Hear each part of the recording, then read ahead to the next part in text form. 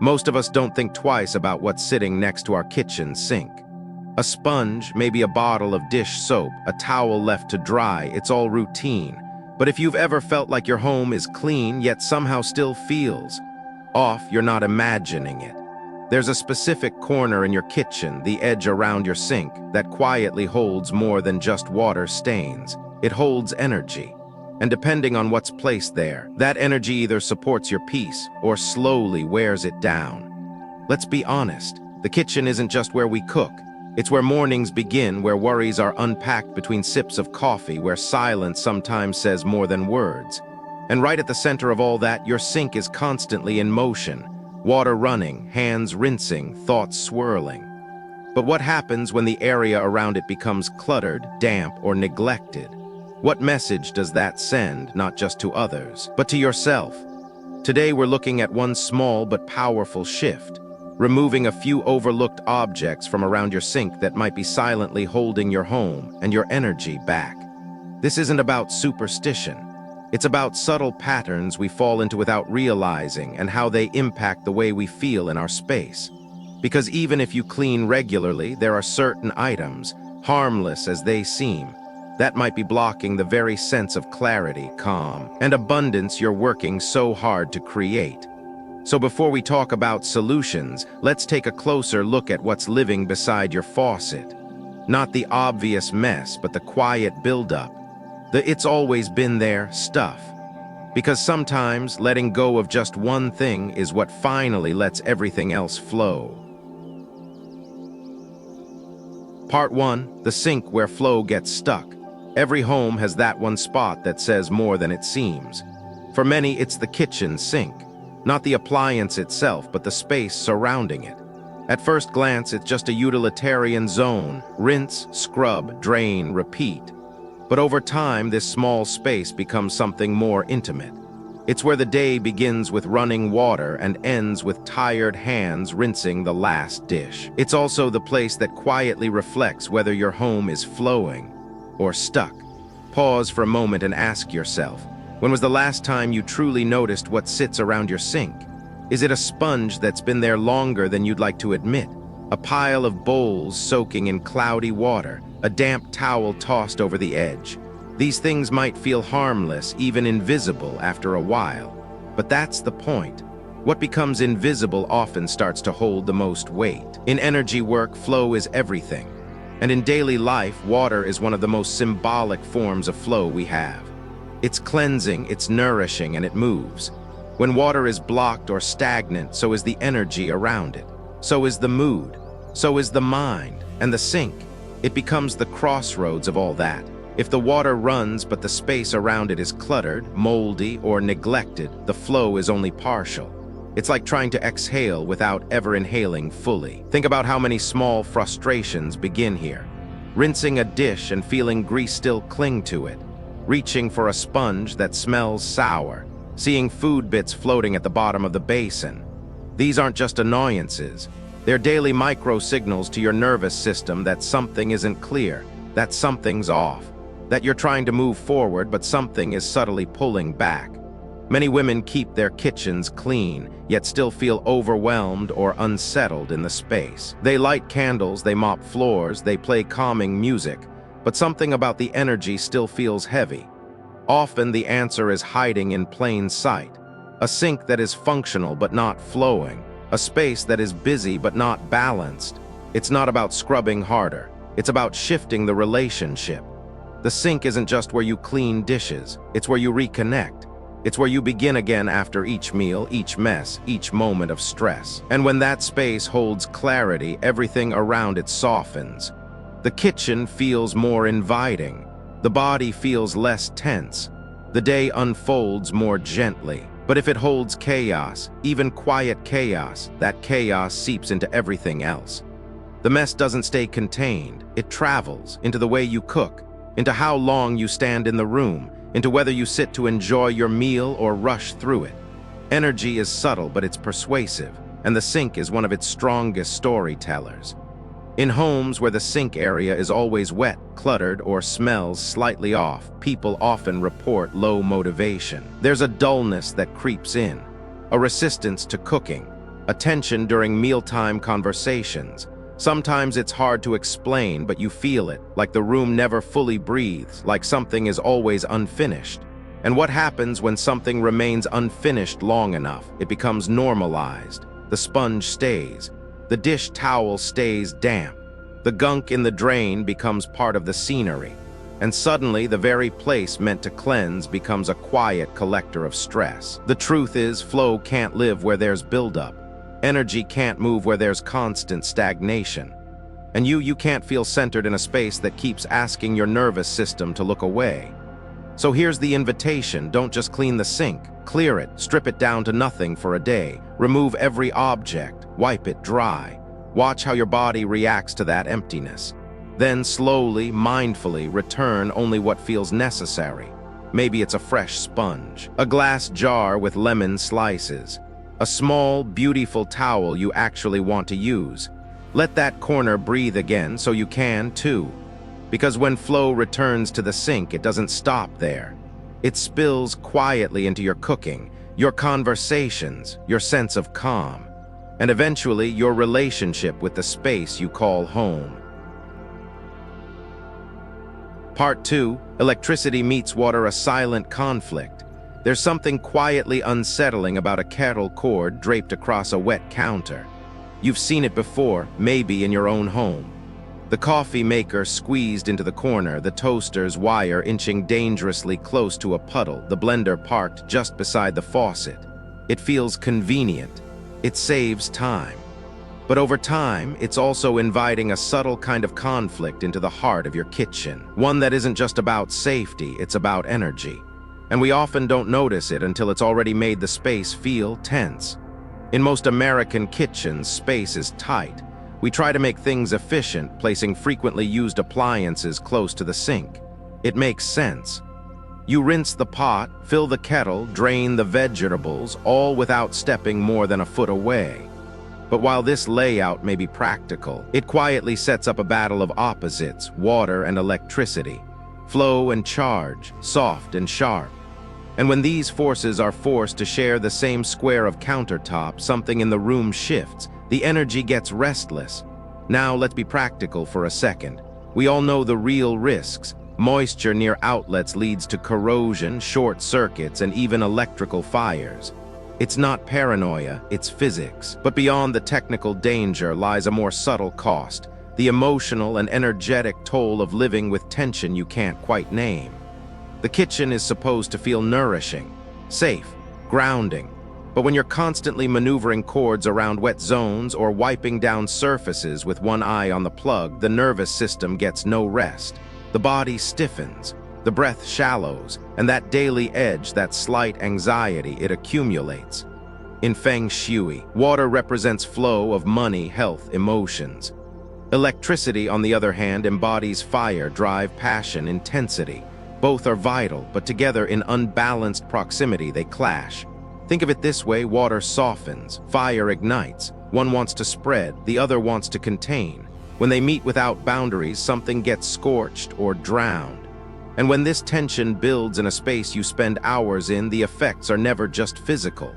Maybe you felt it. That invisible agitation when the kitchen feels too loud even when it's quiet.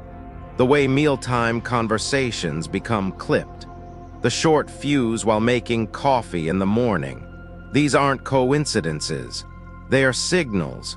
Your space might be overcharged and undersupported. Let's take a closer look.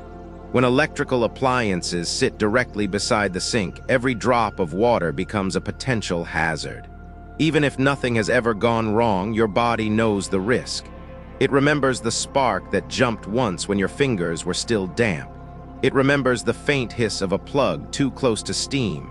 And that memory gets stored in your muscles, in your breath, in how comfortable you allow yourself to feel in your own kitchen. Over time, these micro-tensions shape behavior. You may rush through cooking to get it over with. You may avoid certain corners. You may find yourself inexplicably drained after spending time near the sink, not because of the work, but because of the energetic noise. So what's the fix? Surprisingly simple: create space between the elements. It doesn't mean redoing your whole kitchen. just a few mindful inches. Move the kettle one shelf over. Pull the blender a little further from the faucet. Give each appliance its own dry, defined zone. Treat your countertops like a landscape, one that honors both calm and current. And if that's not possible, elevate the appliances. Use trays, shelves, or protective barriers that signal separation, not just physically, but energetically. You're not just protecting wires from water. You're giving each function its own domain. You're telling your kitchen, I see your needs, I'm listening. Some homes do this naturally, others need time, but the shift is real. A sink without cords crowding it feels calmer. A plug without steam feels safer. And when the kitchen feels balanced, the people inside it breathe easier, cook slower, speak softer. There's a beauty in separation. Water needs room to flow. Electricity needs respect. When we honor that in our homes, we model it in ourselves. We learn to hold intensity without burnout. We learn to soften without losing strength. And that's the real lesson here. It's not just about where the coffee maker sits. It's about how we negotiate the relationships within our space. Are we cramming opposites into a corner out of habit? Or are we creating harmony, one thoughtful adjustment at a time? Your kitchen is the heart of your home. Let it beat without friction. Let the water flow without fear. Let the fire warm, not overwhelm. The balance isn't just possible. It's already waiting right there beside your sink. All it needs is a little more space and a little more intention. Part 3, trash left too long, what are you holding onto? There's something deeply personal about the trash we throw away. Most of the time, we barely think about it. Crumpled napkins, onion peels, food scraps, empty containers. It piles up quietly, usually under the sink or in a corner bin. And while it might be out of sight, it's never really out of the room. Because trash doesn't just carry smell, it carries story. It holds onto decisions already made, moments already passed, and energy no longer meant to linger. And when we let it stay too long, something else stays too, heaviness. In the flow of a home, trash is one of the clearest signals of what we're releasing or refusing to. Every bag that's full but still sitting says, I'll deal with it later. And that message doesn't stop at the garbage can. It echoes into the cabinets, into the air, into our thoughts. It tells the home we're not ready to move on, not ready to clear. And slowly it creates a background noise of resistance. You might not hear it, but you feel it. In the way you avoid the kitchen after cooking, in how quickly you try to get in and get out, in the dull edge that sits in the room no matter how clean the counters are. Many women, especially those who manage the rhythms of the home, know this feeling without naming it. They keep a tidy space, light candles, play music, and still sense something stuck. Often, it's not what's visible. It's what's quietly waiting to be let go. A bag that should have been tied up and taken out hours ago. Banana peels curling at the edge. Chicken scraps turning slightly sour. Trash becomes a mirror.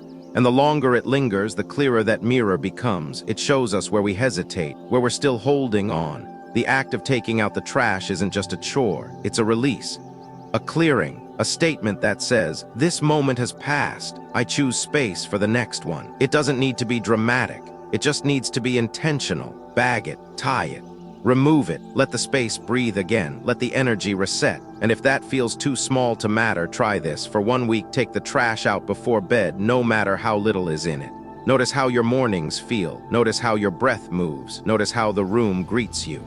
Homes don't just hold furniture, they hold memory. And sometimes, the most powerful shift starts with the smallest bag, taken out before the night is over. Part 4, rice too close to the drain.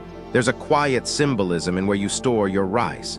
It may sound small, after all, it's just a bag of grains. But in many homes, especially those where food is love and nourishment is care, rice is more than just a pantry item. It's comfort, it's tradition. It's the meal that brings everyone back to the table. And yet, in countless kitchens, rice is often left on the edge of the sink, just a reach away from water, just a breath away from waste. And that placement, subtle as it seems, might be saying something we never meant to say. Imagine a bag of rice sitting too close to the drain. Maybe it's in a glass jar, maybe a plastic container, maybe just the original packaging rolled closed. And now picture what that space feels like. Damp air rising from the sink, occasional splashes from rinsed vegetables, a sponge being wrung out just inches away. The rice is safe for now, but it lives on the boundary line between nourishment and neglect, between sacred and forgotten, and in energy, placement speaks louder than words. In many traditions, rice symbolizes wealth, grounding, continuity. It's the food we keep stocked just in case. The thing we reach for when the fridge is bare, the symbol of we're okay, we'll get through.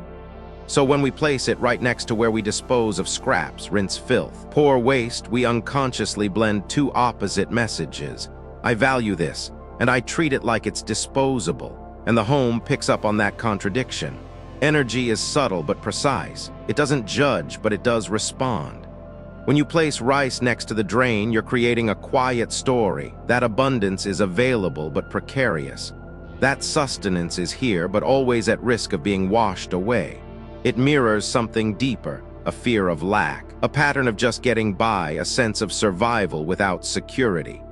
And in homes where this becomes a norm, there's often a lingering edge, a discomfort around money, a feeling that food is enough but never quite abundant, that there's always just barely enough time, energy, breath. It's not superstition, it's reflection. So pause and look at your kitchen, not the whole thing, just the rice.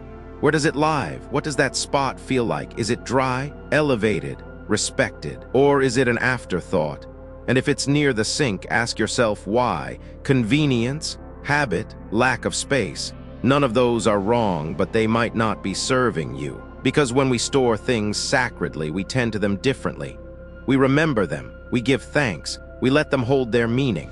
But when sacred items lie near places of disposal, they lose their energetic clarity. They become common, they blend into noise, and rice deserves better. So does what it represents. Try this, move your rice to a place of quiet honor. Not the back of the pantry where it's forgotten, but a visible space where it's dry, elevated, safe. Use a clear container if you can, one that catches light. Label it, wipe the lid, make the act of storing feel like care, not just containment. This isn't about organizing, it's about reverence. A small gesture to say, what feeds me matters, and I make space for it. You might notice subtle shifts. Meals feel warmer, cooking feels less rushed. The kitchen feels more centered. It's not magic, it's alignment. A home where energy flows with intention begins to reflect that back, through better moods, smoother mornings, calmer nights. Sometimes it only takes moving one jar to create a ripple through your entire space. Because where your rice sits isn't just a question of kitchen layout. It's a reflection of how you hold abundance, with care or with casualness, with trust or with tension.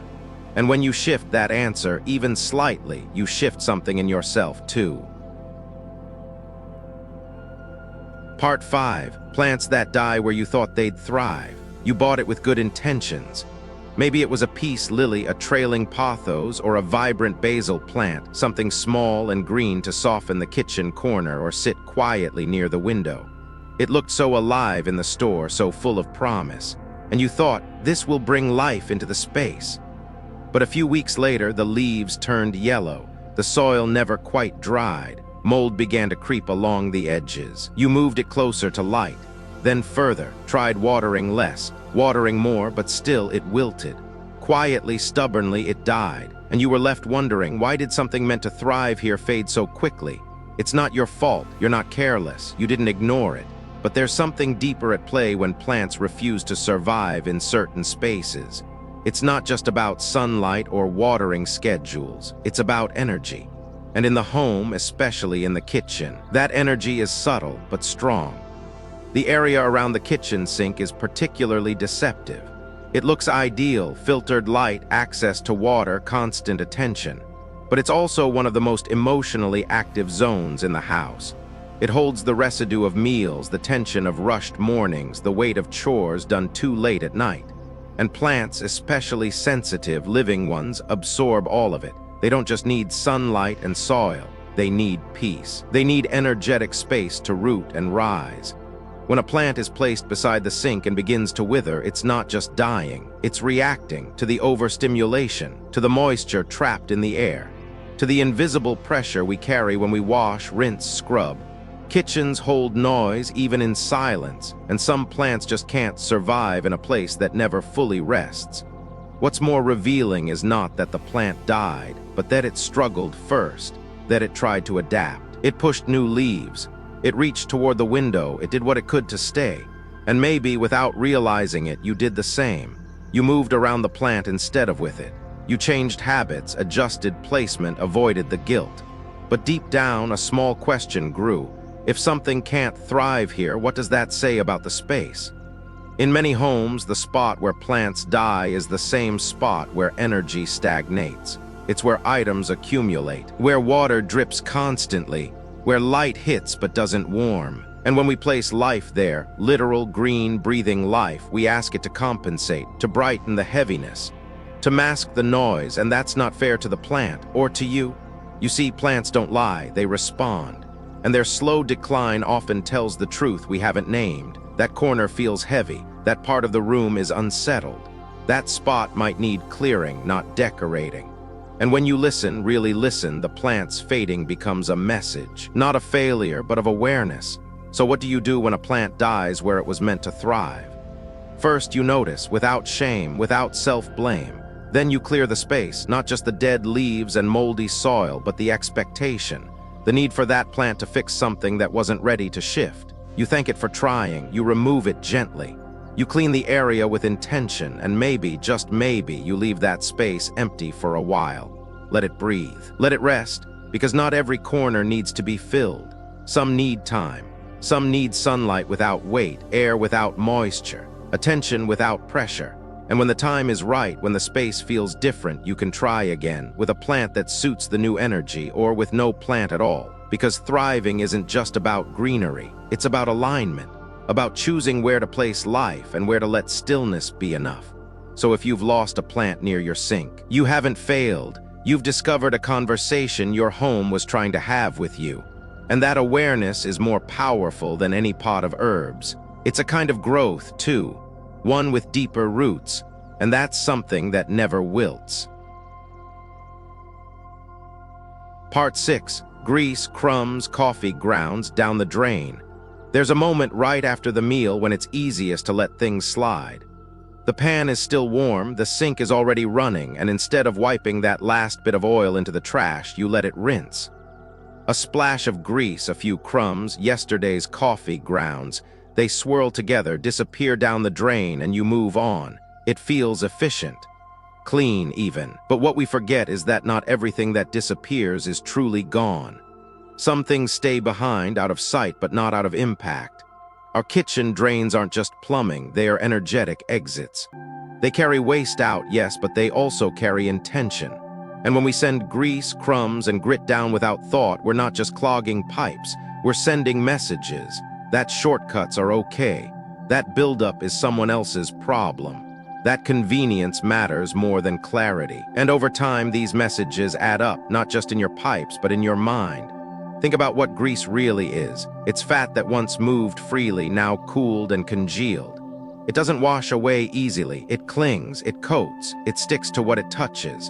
And when we rinse it down the sink, we assume the hot water will push it forward. But it doesn't. It cools in the bends of the pipe. It gathers, it hardens, until flow becomes slow, until the drain smells musty, until something stops working. And isn't that how we sometimes live too? Hoping hot water will wash away what we're not willing to deal with. Crumbs are no different. Tiny, innocent, barely noticeable. But when enough of them gather, especially in dark, damp spaces, they become a home for mold, pests, and decay. It's the same in our lives. The small things we ignore day after day become the clutter we can't explain. The irritability, the tension, the I don't know why I feel this way feeling that builds without a name. And coffee grounds, perhaps the most deceptive of all. They smell warm, earthy, familiar. But poured into the drain, they form dense, sludgy layers. They settle, they block, not suddenly but steadily. A little each day, like the old thoughts we keep recycling. The stories we tell ourselves that no longer serve us but feel comforting in their familiarity. We tell ourselves these things are too small to matter, that the drain is built to handle it. That one more time won't hurt, but energy doesn't work like that. It remembers, it accumulates, it reflects. A kitchen sink that's treated like a trash chute doesn't just collect waste, it holds a vibration of carelessness, of avoidance, and the home begins to echo that back. You might feel it in the way meals lose joy, in the way the room feels heavier than it used to, in how often the sink needs clearing even when you haven't cooked much. A blocked drain is never just about plumbing. It's about pause, about where you've stopped paying attention, about where flow, once easy, now struggles. But here's the truth. This isn't about shame. It's about recognition. A chance to reclaim clarity in the smallest of acts. Wipe grease into the trash, not the drain. Catch crumbs before they fall. Scoop coffee grounds into compost or bins, not pipes. These gestures take seconds, but they change the energy of the entire kitchen. They say, I see what's here, I care enough to deal with it fully. And slowly you begin to notice the shift. Water flows faster. The air smells fresher. The sink, once a zone of avoidance, becomes a space of respect. Not pristine, but present. You feel better standing there, you linger longer, you breathe deeper. Because when flow returns, life follows. And sometimes it starts with what you no longer let slip away. Part 7, the sponge that never dries. It sits there day after day, quiet, damp, and often ignored. The kitchen sponge, a simple tool meant to clean, now holding more than it should. If you've ever picked up your sponge and felt it heavy with yesterday's water, its edges softening into mush, its scent just on the edge of sour, you already know this isn't just about hygiene. It's about energy. A sponge that never dries isn't just wet, it's burdened. In every American kitchen, the sponge does its job faithfully. It absorbs grease, wipes spills, catches crumbs, but it's also where effort collects, where residue lingers. A sponge that stays too wet starts to rot from within even when it looks clean, and just like a home or a person, it needs space to release. It needs breath. It needs the sun. Otherwise, it becomes what it was never meant to be, a source of odor, a spreader of what should have been cleared. But this isn't just about the sponge. It's about what we allow to sit in our lives, soaking up more than it should. How many of us hold onto emotional residue the same way, absorbing the moods in the room, the stress from others, the daily friction of things left unsaid. We keep going, showing up, wiping down the mess, but never wringing ourselves out, never placing ourselves somewhere to dry, to reset, to breathe again. And the result? We begin to sour, quietly, slowly, just like that sponge. And no one notices until we do. There's something deeply symbolic about a sponge that never dries. It tells a story of overgiving, of underresting, of being used without renewal. And when that becomes the norm, the kitchen, the place of warmth, nourishment, connection, begins to feel off. The air smells faintly of mildew. The sink feels grimy no matter how much you clean. The tasks feel heavier. It's not because the home is broken. It's because something, somewhere, is still holding too much. You see, the sponge was never meant to live wet. It's meant to be used, rinsed, wrung out, and left to breathe.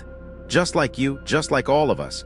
So when we let it sit in its own weight, drenched, forgotten, pressed between faucet and soap, we're allowing a micro-pattern of stagnation, of stuckness. And that energy speaks even if we're not listening. It shapes how we feel about cleaning, about cooking, about showing up in our own space. The heaviness of the sponge becomes the heaviness of the room. But here's the beauty. The shift is simple. Replace the sponge often. Let it dry completely between uses. Give it a place to rest, elevated, airy, clean, make it a ritual. The way you care for your sponge says something quiet but powerful about how you care for yourself. It's not about perfection, it's about presence.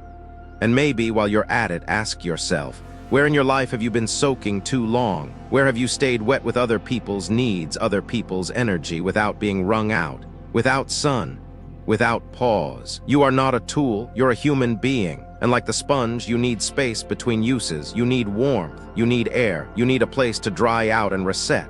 Because a fresh sponge cleans with ease, it smells like new beginnings, it glides instead of drags, and that energy ripples through everything it touches. Let your kitchen reflect that. Let your habits reflect that. Let your life reflect that. Dry the sponge, clear the energy, and give yourself permission to finally let something go. Part 8, wrap up the mini rituals that shift everything. Some homes don't need to be remodeled, they just need to be remembered, not by contractors but by the people who live inside them. And sometimes the most powerful changes aren't big, bold, or expensive. They are quiet, consistent, and deeply intentional. They're the kind of shifts no one else might notice, but you feel them in your bones. A sponge that dries, a trash bag taken out before bed, a rice jar moved away from the sink. These aren't chores, these are rituals, and rituals are how a home learns to breathe again. We've walked through the subtle corners of your kitchen, the places where flow gets stuck, where fire meets water, where energy collects in what we forget to clear. And if you're still here, still listening, it means something inside you already knows. Your space is alive, and it's listening to you. Every choice you make tells it something. Every object you keep or release whispers back. And maybe for years you've carried the weight of good enough. The coffee pot is working, the sponge still scrubs, the drain's not clogged yet, but deep down you've also felt the tension. The way your body tenses around the sink, the way clutter creeps into the corners, the way meals feel more like tasks than nourishment. It's not because you're failing, it's because your space is asking for renewal. And it starts not with overhaul, but with attention. Mini rituals are how we break the cycle. They're the 5-second moments that recalibrate a room. Not deep cleans or decluttering marathons, but small, sacred acts done consistently, like wiping down the sink before sleep, like placing a fresh dish towel at sunrise, like moving your plant to a quieter place. Each one says, "This matters, I matter. This space is not just used, it's cared for." And when care becomes the rhythm, the space begins to respond. The kitchen feels softer. Light falls differently, cooking feels less like work and more like presence. You stop rushing through it, you start arriving in it. The truth is, homes don't just hold furniture, they hold stories, and every object has a frequency. Some raise the room, some weigh it down. When you start seeing that, really seeing it, you can't unsee it. And that's a gift, not a burden, because now you have the power to shift it. Let the rituals be simple. Let them be yours. Maybe you light a candle while brewing coffee. Maybe you wipe the counters with warm water and a drop of lemon oil. Maybe you thank the sink before washing dishes. It doesn't matter how small. What matters is the intention behind it. Because your home isn't asking for perfection. It's asking for presence. Not more storage bins, but more stillness. Not more decor, but more reverence. And when you give it that, everything shifts. Not all at once, but gently. Like light returning to a room you forgot had windows. Like breath softening after a long day. Like a whisper reminding you, you're home. And you always have the power to make it feel like home again, one tiny ritual at a time. Final, if you've made it this far, it means you already know, on some quiet, deep level, that your home is more than walls and windows. It's a living reflection of you. Of your rhythms, your emotions, your energy. And nowhere is that reflection more raw, more real than around your kitchen sink. We didn't talk about cabinets or countertops today. We talked about the sponge that never dries, the trash bag that lingers a little too long, the rice jar too close to the drain. We talked about crumbs and grease and plants that try to survive where they are not meant to. And while each of those may seem small, barely worth noticing, they are not meaningless. Because the truth is, your space whispers the things you don't always say out loud. It holds on to what you're ready to release. It absorbs what you're too tired to process. And it responds gently, quietly, to every choice you make within it. This isn't about superstition. This is about subtle systems. About how the mind rests more easily in a space that's tended to. How the nervous system softens in a home that flows instead of clogs. How daily life feels less like survival and more like ceremony when you make space for tiny rituals that honor your presence. Maybe no one taught us to see it this way. Maybe we were taught to power through, to clean up but not to tune in. But you're here now. You're listening differently, and that changes everything. So I want to thank you, not just for watching, but for being willing to feel, to pause, to let the quiet corners of your kitchen speak. Because when they do, they don't just tell you how to place a sponge or store your rice. They remind you of what you deserve, of how worthy you are of a space that supports you instead of draining you.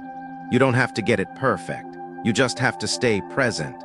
And if all you take from this is one new habit, one cleared spot, one lighter breath at the sink, then that is already a powerful beginning. Thank you for being here. May your home reflect your calm. May your kitchen hold your joy. And may you always feel supported by your space and by yourself.